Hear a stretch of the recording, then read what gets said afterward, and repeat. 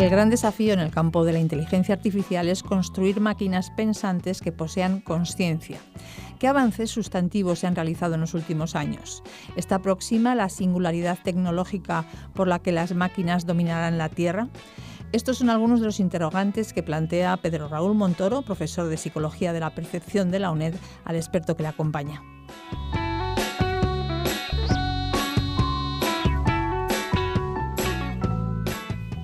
Hola, buenos días. En el programa de hoy vamos a tratar un tema de plena actualidad, pero con mucho futuro. Y para eso nos acompaña Raúl Arrabales Moreno. Buenos días, Raúl. Hola, buenos días. ¿Qué tal? Muchas gracias por aceptar mi invitación. Gracias a ti. Vamos a hablar sobre inteligencia artificial, sobre consciencia artificial y sobre todo vamos a intentar hacer un análisis crítico de los avances más recientes. Y desde luego Raúl es la persona indicada para poder tratar este tema, porque él es un profesional interdisciplinar. La verdad es que tienes un currículum muy extenso. Voy a intentar resumirlo en sus principales puntos. Podemos decir que eres un especialista en neurociencia cognitiva, también en Big Data y en los nuevos desarrollos que está utilizando la estadística y la informática, con mucha experiencia en el ámbito de los negocios, de la tecnología. De formación eres ingeniero en informática, pero también eres psicólogo. De hecho, nos conocemos porque fuiste estudiante de nuestro grado de psicología aquí en la UNED y, bueno, acabaste hace unos meses. O sea que enhorabuena por tu grado de psicología. Todavía no me lo creo.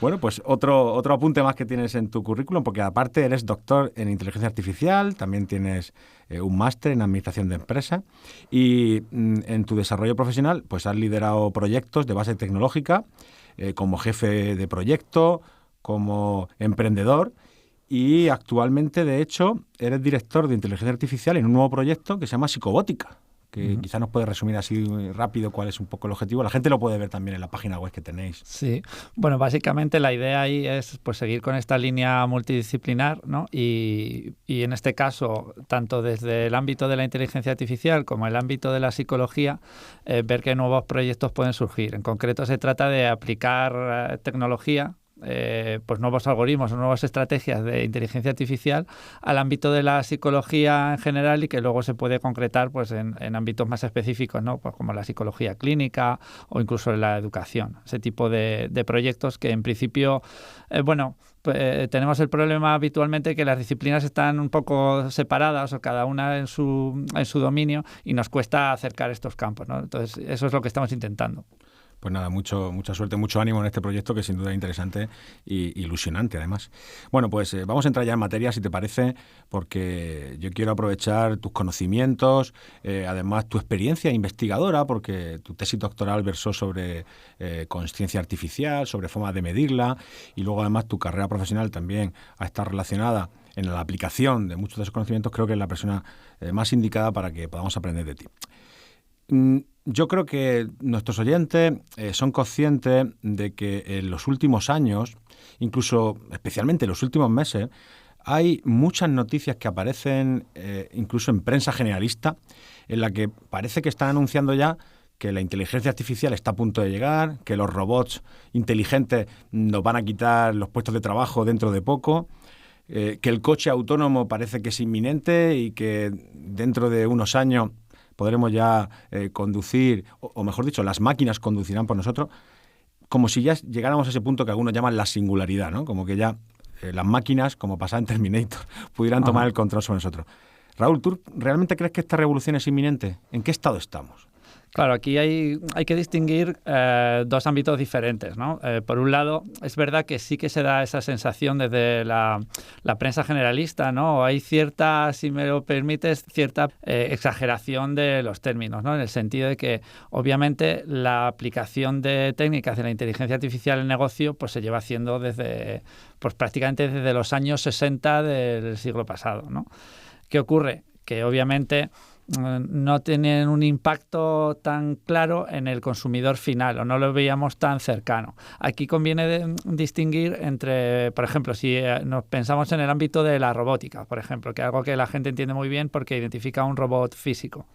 Pues ya todo lo que hemos vivido en revolución industrial está claro que hay una parte muy importante de automatización de procesos en los que los humanos han dejado de realizar esas tareas y ahora se realizan automáticamente por parte de máquinas, ¿no? Y eso ya es algo como asumido. ¿Por qué en los últimos años o desde 2017 hasta ahora cada vez se habla más de estos supuestos peligros, ¿no? O cambio muy revolucionario en el sentido incluso sociocultural de puestos de trabajo que desaparecen porque llega la inteligencia artificial? Pues en realidad lo que se refieren es a un tipo de inteligencia artificial que lo que está automatizando son tareas que ya no son meras tareas industriales, es decir, que hay un componente mucho más intelectual o administrativo. Mientras que ya todos teníamos muy claro y asumido que hay un modelo productivo en el que un robot puede sustituir a un operario para soldar las piezas de un coche, eso ya es asumido. Lo que no estaba tan asumido es que podamos construir un robot, o lo que llamamos ahora un bot, porque nos estamos refiriendo a un bot que no es físico, que es virtual, y que puede realizar, por ejemplo, la tarea de un periodista, ¿no? Imagínate que ahora, en vez de hacerme tú esta entrevista, pues no hubiera un humano y sería una máquina la que estuviera haciéndome las preguntas, escuchando las respuestas y generando otras preguntas al vuelo, ¿no? Y que no se requiriera el trabajo de un humano para hacer una entrevista, ¿no? Y ese es el cambio más radical, que por resumirlo viene de la mano de técnicas específicas, que es lo que llaman a veces, se pone otra etiqueta, que suelen hablar de cognitive computing o sistemas cognitivos artificiales, y hacen alusión a la etiqueta esta de cognitivo para referirse a máquinas que son capaces de procesar y de lidiar bien con datos muy desestructurados, como por ejemplo el lenguaje natural, ¿no? En este caso, en el caso que ponía de una entrevista, o incluso pues técnicas de visión artificial, ¿no? Para que una máquina, por ejemplo, pueda comprender qué es lo que está ocurriendo o qué contenidos semánticos aparecen en un vídeo de YouTube, por ejemplo. No, lo has explicado muy bien. Claro, si hacemos un recorrido por la inteligencia artificial como disciplina, pues en los albores de la inteligencia artificial, no sé, años 60, tú antes hablabas, ¿no? Años 60, años 70, se pretendía emular el pensamiento humano mediante programas de ordenador, mediante algoritmos, ¿no? Lo que tú ahora llamabas como los bots, ¿no? Sería el equivalente, con software. Después se pasó a simular o intentar encontrar un comportamiento inteligente con redes neuronales o con modelos conexionistas, como se llama en psicología, en los años 80. Pero mi pregunta es, ¿realmente ha habido un cambio de paradigma? ¿Ha habido una revolución en la forma de hacer las cosas que nos permita sustentar esta predicción que algunos dicen de que la conciencia artificial o la inteligencia artificial está de manera inminente a punto de llegar? Aquí hay dos aspectos que sí que suponen un cambio. Es verdad que hay gente muy escéptica, ¿no? Y dicen, bueno, pero si en realidad estos algoritmos no son los mismos, las redes de neuronas artificiales pues ya se conocen desde hace mucho, ¿no? Y no es algo nuevo.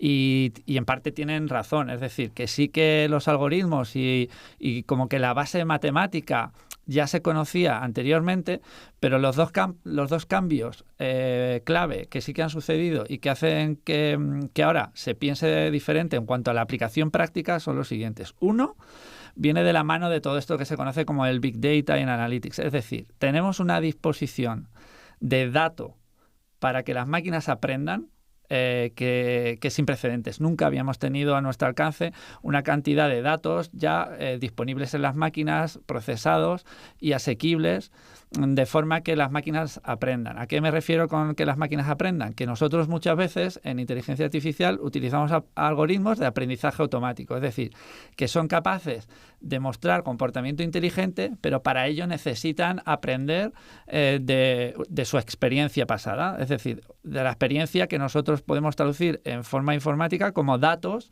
de qué ha sucedido en el pasado. Pongo un ejemplo para que se entienda, ¿no? Por ejemplo, pues una operadora de telecomunicaciones puede aplicar inteligencia artificial para predecir cómo se mueven las personas por una ciudad, hacia dónde van a ir, en qué hora del día, en qué calle va a haber qué tipo de personas, si son más hombres, más mujeres, qué edad tienen, ¿por qué?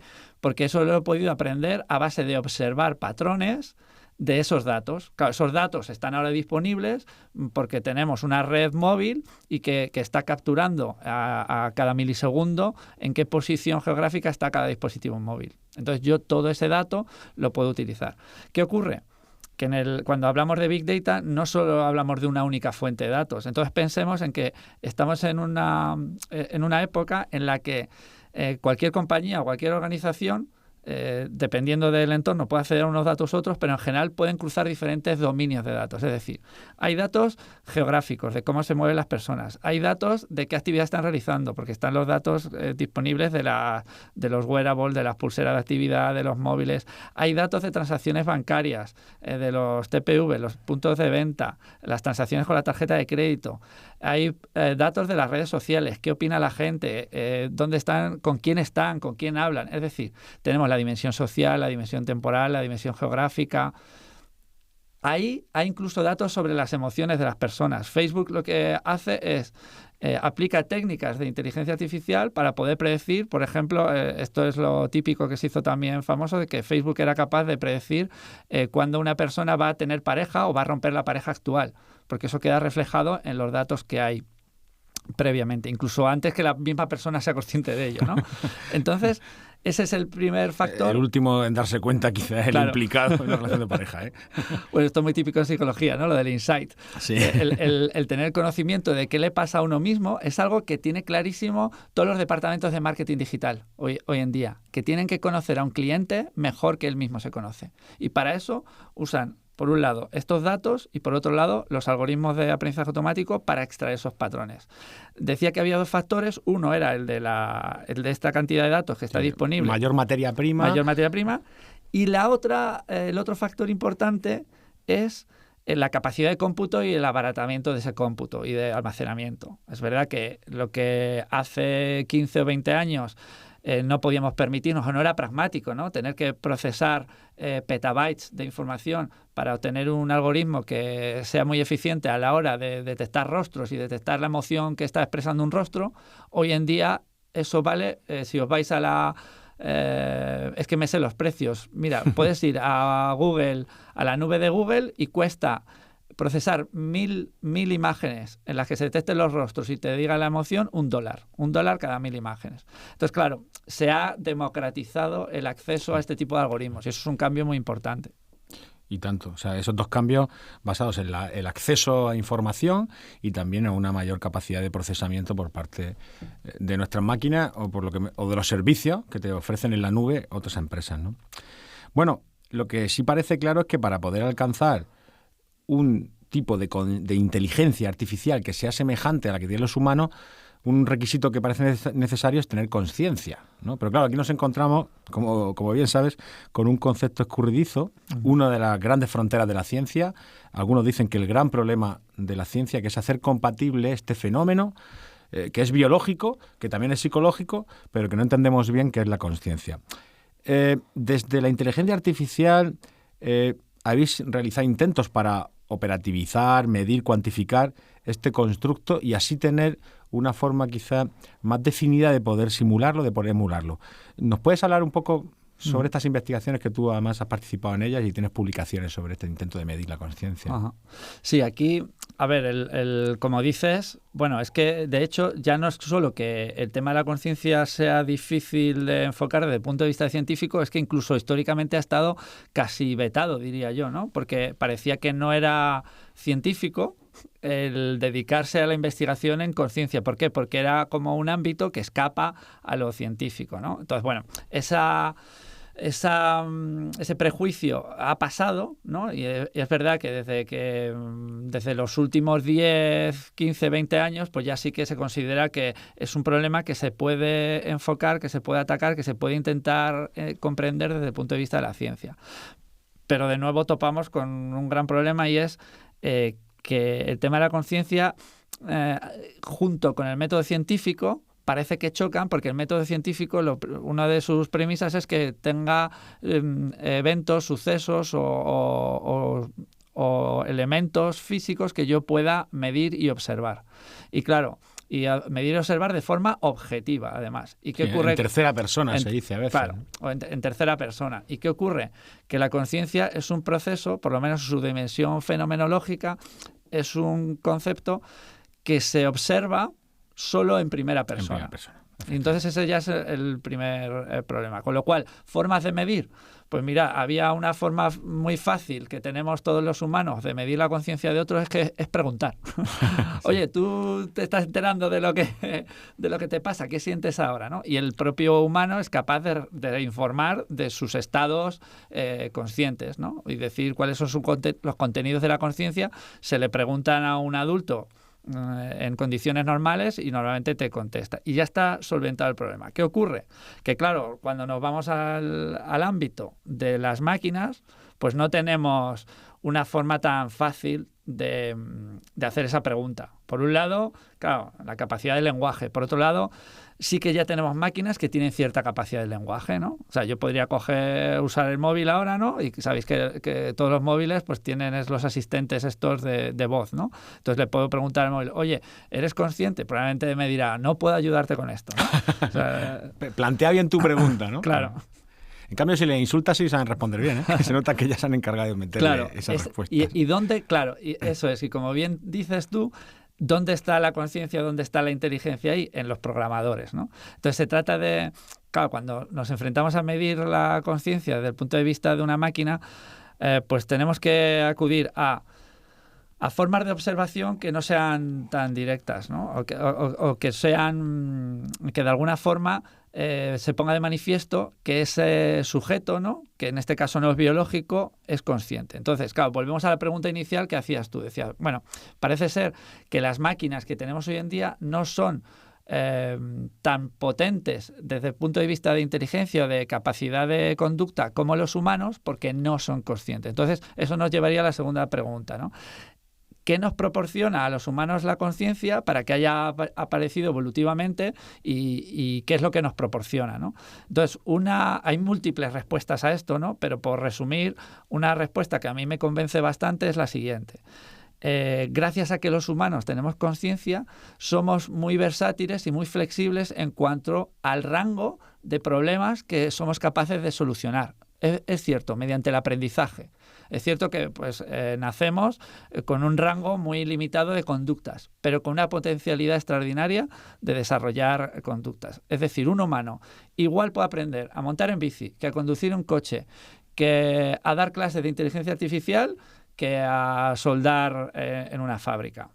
Todo eso lo puede hacer un mismo humano, es decir, un mismo organismo con capacidad de aprendizaje. Sin embargo, si hacemos el paralelo y pensamos en una máquina, todas las máquinas que tenemos hoy en día de inteligencia artificial tienen una programación que sí les permite aprender, es decir, tenemos aprendizaje automático, pero lo que no conocemos casi prácticamente nada o no tenemos éxito en ese campo es diseñar una máquina que sea capaz de moverse de un dominio a otro, es decir, que tuviéramos una máquina que sin haber sido programada específicamente para jugar al ajedrez, aprenda a jugar al ajedrez y al día siguiente aprenda a jugar al fútbol.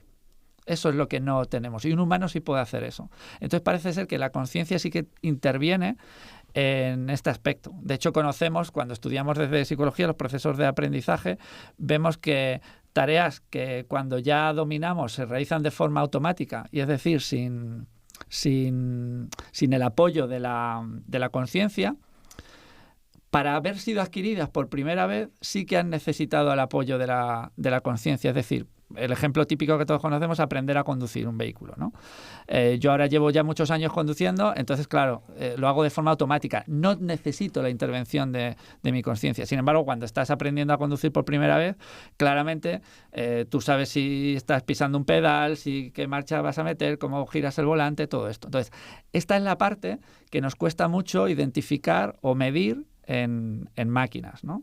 Aquí, por lo tanto, con todo esto que estoy diciendo, lo que estoy es poniendo un atisbo de un posible criterio de medición que sería observar una máquina si es capaz de moverse de un dominio de aplicación a otra sin haber sido preprogramada para ello. Eso sería uno de los criterios, de los N criterios posibles que podríamos observar en una máquina para ver si es consciente o no.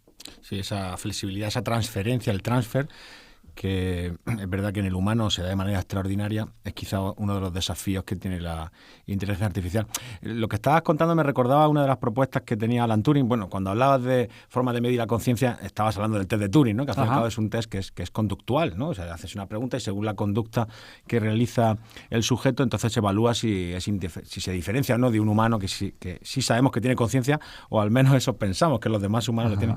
Y una de las propuestas que tenía Turing en algún artículo divulgativo es que quizás lo pertinente sería crear un organismo artificial, pero luego criarlo y desarrollarlo como si fuera un niño y que pasara por las mismas etapas, por el mismo mundo social. Y tiene una famosa frase que dice algo así como: lo ideal sería que esa máquina fuera al colegio, pero los otros niños se reirían de ella. Y me hacía gracia porque al fin y al cabo realmente sería complicado. El mundo social es tan complejo. Mi pregunta a continuación es que, aunque has presentado algunos campos en los que había un desarrollo tremendo, en los que parece que se logra máquinas artificiales que lo hacen mucho mejor que los humanos, más allá de los cálculos secuenciales, ¿no? Que ahí siempre nos han ganado. Y estoy hablando, por ejemplo, de juegos complejos como el ajedrez o como el que llaman el ajedrez chino, creo que se llama el Go, ¿no? Pero siguen existiendo campos o puntos débiles en la inteligencia artificial que todavía están lejos de tener una inteligencia que consideremos lo suficientemente versátil como para que pueda sustituir a un humano. Estoy pensando, y creo que probablemente trabajarás tú en tu respuesta en estos campos, en el lenguaje natural, o sea, en la comprensión de la semántica y también en la traducción entre idiomas, claro, que me imagino que todavía son fronteras difíciles y que cuando se consiga va a ser un gran alivio para muchos, ¿no? El no tener que aprender idiomas. Claro. Aquí justo, fíjate, el problema yo creo que se puede centrar muy claramente en otro aspecto que comentabas tú antes, ¿no? Que es la dimensión social. Es decir, no podemos entender la inteligencia de los humanos como algo ajeno a la interacción social y al desarrollo, que también lo has mencionado, ¿no? En el ejemplo de Turing. Es decir, claramente, o sea, nos hemos equivocado en inteligencia artificial cuando desde el inicio, ¿no? Nos hemos pasado de listos, por decirlo de alguna forma, cuando pensamos que esa metáfora, ¿no? Del cerebro humano, pensando en el cerebro humano de un adulto, es como un ordenador. Entonces yo, con que descubra las reglas, cómo se programa esto, lo puedo traducir a una máquina y esa máquina entonces va a ser tan inteligente como un humano adulto. Y ahí nos hemos equivocado porque la propia naturaleza lo pone de manifiesto. Es decir, para que en la evolución, la forma que ha tenido de desarrollar un adulto humano operativo con la capacidad que desarrollamos es traerlo al mundo y que se desarrolle en el mundo. Y cuando digo en el mundo es una clave muy importante. O sea, no existe tal cosa como el cerebro en un tarro. De igual forma que un ordenador metido en su caja, sin una interacción con el mundo real, nunca va a desarrollar la capacidad que tiene de inteligencia un humano o una inteligencia a nivel humano. Por supuesto, ¿puede jugar al ajedrez? Sí, porque se puede jugar al ajedrez aplicando un mero algoritmo de búsqueda dentro de una caja, entre comillas, ¿no? Pero ¿puede jugar al ajedrez como podríamos jugar tú y yo, en el que entran toda una serie de factores de interacción social en la que yo me puedo picar, en la que tú puedes hacerme cometer un error porque me lances una trampa, algo de ese estilo, ¿no? Eso es lo que ahora mismo no conseguimos hacer con máquinas ni aunque procesen el lenguaje natural. Porque hoy en día ya tenemos estos chatbots, ¿no? Máquinas que hablan. ¿Cómo hablan estas máquinas? Pues hablan de forma parecida a como podría hablar una persona con un trastorno severo de autismo, ¿no?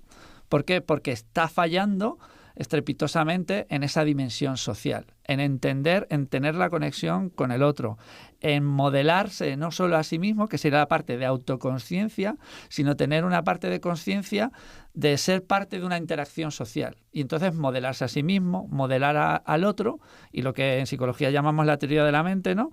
El tener un modelo de cómo el otro me está viendo a mí, que es como normalmente los humanos nos relacionamos. Entonces, cualquier máquina que veamos que falla en implementar esos modelos, está fallando en la interacción que realiza con nosotros, ¿no?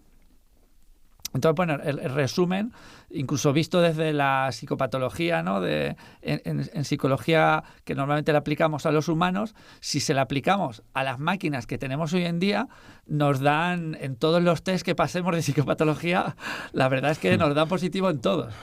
Porque autismo lo tienen, máquinas esquizofrénicas también hay unas cuantas. O sea, tienen como todo el conjunto, ¿no? de trastornos psicológicos, precisamente porque les está fallando funciones básicas y muchas de ellas relacionadas con esa interacción social. De acuerdo. ¿Y qué crees tú o qué paso, y te voy a pedir aquí un ejercicio de predicción, ¿no? O de profecía, ¿qué crees que deben tener las nuevas máquinas o los nuevos programas inteligentes para poder llegar a niveles en los que superen esa psicopatología endémica de la que estás hablando? ¿Cuál crees que podría ser el siguiente paso o por dónde crees que pueden ir los desarrollos futuros? Pues mira, yo creo que lo que les hace falta a muchas máquinas para llegar a tener un nivel que nosotros entendemos humano es un cuerpo. O sea, directamente un cuerpo físico. Hay mucha gente o muchas teorías que dicen, bueno, no hace falta, ¿no? Yo puedo construir un bot como si fuera un robot virtual y entonces yo con que tenga un avatar en la pantalla pues ya puede hablar. El problema es que si tú no tienes un cuerpo, no te has podido desarrollar, no has podido interactuar con el mundo físico y resulta que los humanos, nuestra inteligencia y nuestra conciencia aparece directamente por la interacción con el mundo. Entonces vuelvo a insistir en el concepto de que no somos un sistema nervioso aislado con una frontera clara, que tenemos una entrada de información, lo procesamos dentro de nuestra cabeza y luego damos una salida en forma de conducta. No. De hecho, podemos entender mejor la conciencia y es la forma en la que muchos científicos la entienden ahora, no como algo que exista residiendo meramente en nuestro sistema nervioso, sino como un proceso vivo de interacción de nuestro organismo con el entorno que le rodea, ¿no? Y entonces ese fenómeno de la conciencia estaría en esa interrelación. Yo no puedo tener conciencia de un color que estoy observando en la mesa que miro si no estoy en este mundo físicamente y no veo esta mesa y esa información que yo recibo por mis sentidos no cambia de acuerdo a cómo yo me muevo, y eso es lo que un bebé va aprendiendo durante el desarrollo. O sea, un bebé no tiene autoconciencia, un bebé no tiene conciencia de que pueda desarrollar un lenguaje, etcétera, etcétera. Sin embargo, luego lo desarrolla. ¿Y cómo lo desarrolla? En interacción con el medio. También sabemos desde psicología que si a un bebé humano se le priva de ciertos estímulos o de cierta experiencia, no va a desarrollar conciencia con respecto a ella, ¿no? Con lo cual necesita entrenarse. Con lo cual la respuesta en cuanto a las máquinas es: tenemos que darles a las máquinas también esa oportunidad. Yo no voy a tener un robot que conciba y que entienda el concepto silla simplemente programándole silla, es tipo mueble, se usa para sentarse dentro de una habitación. Eso es la inteligencia artificial clásica que hemos visto que no funciona. Porque para que un robot entienda lo que es una silla, tiene que tener un cuerpo, tiene que querer sentarse, tiene que poder moverse, buscar una silla y sentarse. Y entonces la inteligencia humana es tan potente que tú a un niño de 7, 8 años le dices, mira, busca una silla aquí para sentarse, y si encuentra una piedra, le vale para silla. Si encuentra 2 cajas, monta una silla. A un robot que esté programado de forma clásica jamás entendería que 2 cajas o que una piedra pueden convertirse en una silla, ¿no? Entonces es la diferencia también muy grande que existe entre el dominio natural, que está en permanente interacción con el medio, versus unas máquinas que viven en un medio tan limitado, este medio virtual, que es un programa de ordenador que solo interactúa a través de ciertos sensores, pero que está perdiendo la realidad de interacción con el mundo. Me gusta mucho que comentes esto porque los desarrollos más recientes en el ámbito de psicología del lenguaje y el ámbito de investigación en semántica humana pues plantean teorías de lo que llaman la mente corpórea o la cognición corpórea. Es decir, que muchos de los conceptos que tenemos es porque tenemos un cuerpo que experimenta con el mundo y lo abstracto muchas veces viene de lo concreto, ¿no? También me ha recordado a las teorías de Piaget, por ejemplo, ¿no? Un niño cuando nace, su forma de conocer, su aparato de conocimiento es sensoriomotriz. Son reflejos, es chupar, es morder, es agarrar, ¿no? Y esa es la forma en que se va desarrollando. Y bueno, creo que es una buena predicción para el futuro, es una, en este caso, prospectiva además, planteando por dónde debe continuar, y es que nos hemos quedado ya sin tiempo. Así que, bueno, te agradezco mucho el recorrido, ¿no? tan profundo, tan amplio al mismo tiempo sobre este tema, y he aprendido muchas cosas. Yo soy, y antes lo describía, soy de esos escépticos que dice que no ha cambiado tanto las cosas, pero bueno, sí es verdad que creo que lo he moderado un poco con las cosas que he aprendido contigo. O sea, no sé si quieres decir alguna última cosa. Tienes 10 segundos para decir lo que quieras. Sé que no es mucho, pero... Pues nada, que muchas gracias y un placer. Bueno, pues si nuestros oyentes tienen interés, pueden también acudir a la página de psicobótica.com, donde además aparece también tu currículum y aparecen también algunos de tus artículos de investigación. Y seguro que es interesante. Así que muchas gracias, Raúl. Muchas gracias. Y nos vemos en el futuro. Gracias. Eran Pedro Raúl Montoro, profesor de Psicología de la Percepción de la UNED, y Raúl Arrabales, psicólogo, ingeniero informático, experto en neurociencia cognitiva. Con ellos despedimos este tiempo de radio de la UNED. Recuerden que todos nuestros programas están en Internet, a su disposición, en canal.uned.es, en YouTube, UNED Radio, o pueden bajarse los podcasts de Radio Televisión Española.